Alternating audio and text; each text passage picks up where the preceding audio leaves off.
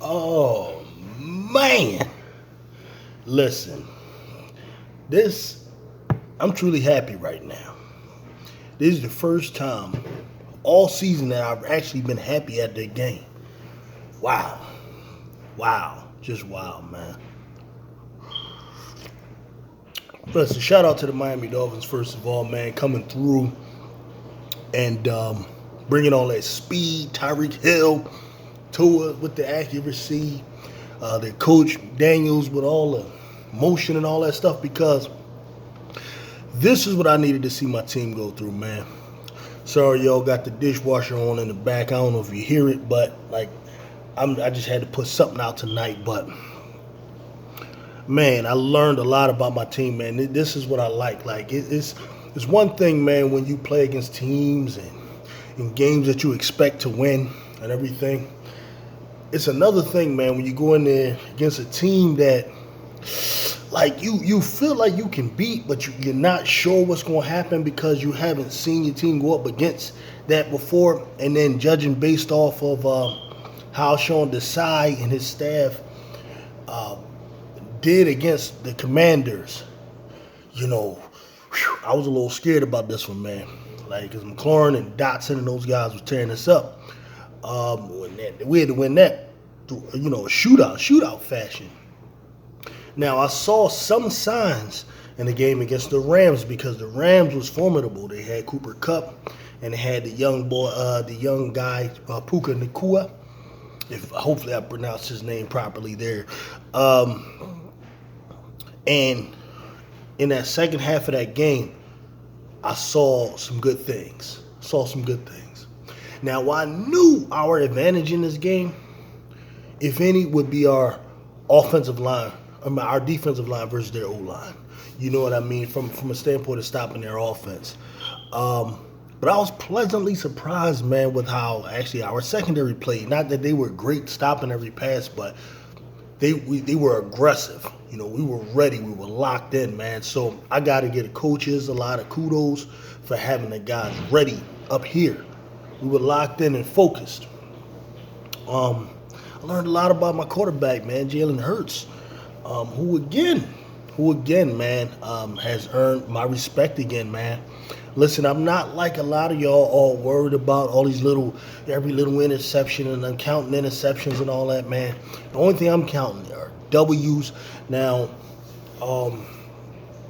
to talk about the interception, what concerns me about it is that it was an RPO play. You know, that much I saw. Like I got to look at the all 22. But from what I remember, it was an RPO play. And what teams are doing now, when they recognize that the RPO is coming, they're sending a free rusher. So that's what happened. A free rusher came through. And because of that play being predicted by the defense, that led to everything. You know, Jalen Hurts, he made the right, read. He was going to go to his hot read. But the defender made a good play. He hit the ball. It was a freak thing, and he fell into the lap of the defender. That's not like, an interception that came as a result of just a poor decision or anything. So I'm not worried about it. I'm not just focused on the number. All interceptions are not created equal. You know what I mean? It was unfortunate that it happened at a time when we were up 7, and that, it tied it up. But up until that point, you think about it, the Miami defense only scored 10 points. That defense, man. And I get it. They're probably not the same on the road as they are at home. If this happens in Miami, I don't know if it's the same outcome. But it really doesn't matter, Hey. I ain't gonna lie. I'm really happy, man. I'm enjoying this one. I don't even know if I'm gonna be able to get to sleep. I'll probably be up a little bit, man. Watch that thing again, man. That was one of the most exhilarating games I've watched probably since the Super Bowl.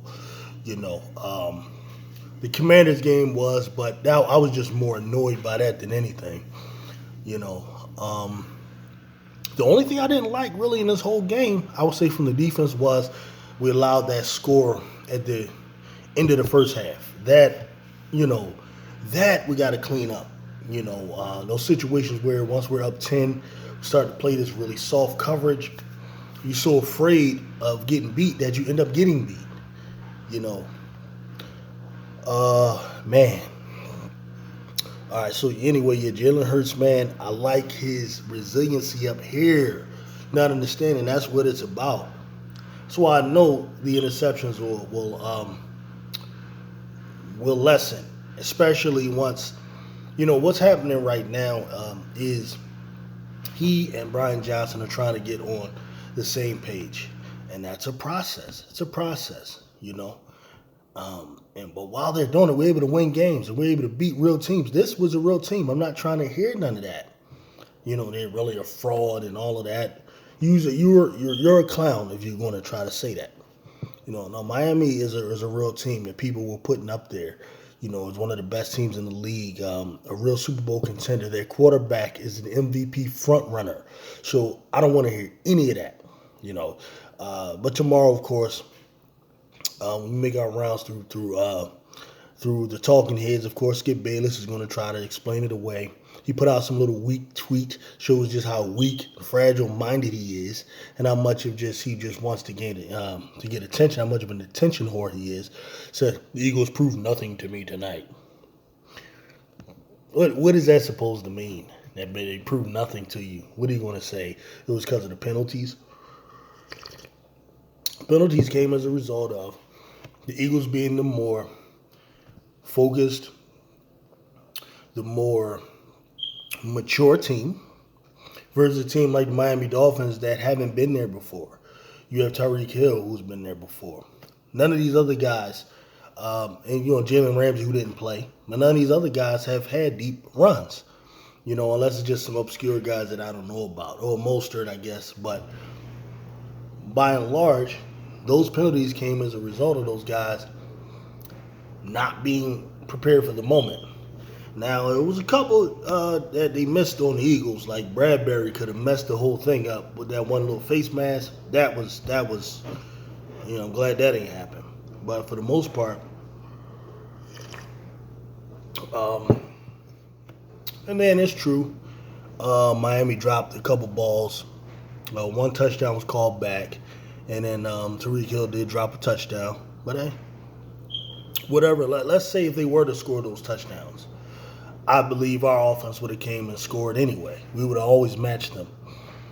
Because one thing we can say, our offense put up a real 31. That was a real 31. No defensive scores, none of that. No special teams touchdown. No, that was a real 31 points. And it could have easily been 38. We kneeled down at the end. So, I don't even care if people try to point that out. So, man, all in all, man, best game of the year. Because this is one of the ones we had circled. This one, we got the Commanders next week. We better win that. Got to win those games, man, because you want that home field advantage. And this is the only way to do it. You got to win those games that you're supposed to win. Then after that, I believe either we have Dallas or the bye week. I'm not certain. I think we may have the bye week after Commanders, and then Dallas when we come back. I think. So, what do we have? The Chiefs before the bye week? I'm not sure. I gotta look that up. I'm not quite sure. I haven't looked at the schedule in a few days. So anyway, man, good win. Eagles, man, again, showed their mental toughness. I feel a lot better about the team. I was already high on us anyways. I felt like we had figured it out, but I'm glad that we're to the point where I feel like, we could just win any game because of the mental makeup and the way the team is built, from the line, defensive line, offensive line, the talent. The coaches, I'm afraid of them a little bit. But I feel like our players, man, our talent is really what pushes us over the top here. So I'm in a really good place right now for the team, about the team after that win. Yeah, I see y'all cats tomorrow, man. Peace.